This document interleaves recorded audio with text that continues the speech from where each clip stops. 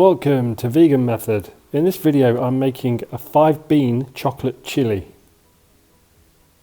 Okay, to make the chili the ingredients are 1 red, 1 yellow, 1 green pepper roughly diced. I've got 3 medium onions which is also roughly diced. I've got around 20 cherry tomatoes which are just chopped in half, 2 cans of chopped tomatoes.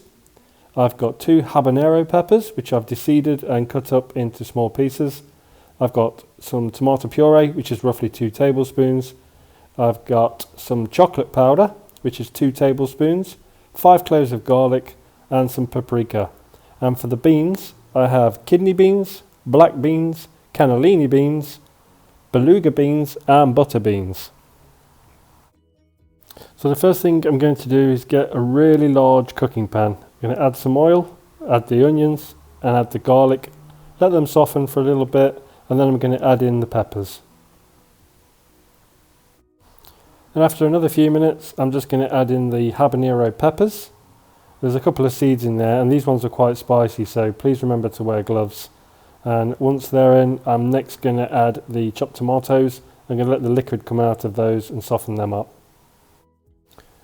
So roughly after 5 more minutes on low temperature, everything is starting to soften and I've added in the chopped tomatoes. I'm going to give them a good stir around, and then the next thing to add after that are the beans. So now all the beans are in, I'm just going to add 2 cups of water. This is to stop the chili from drying out, and I'm going to cook it for a couple of hours so it will disappear. Then I'm going to add the tomato puree, make sure that it's stirred very well in, and that will dilute, giving a more tomatoey flavour to the chili.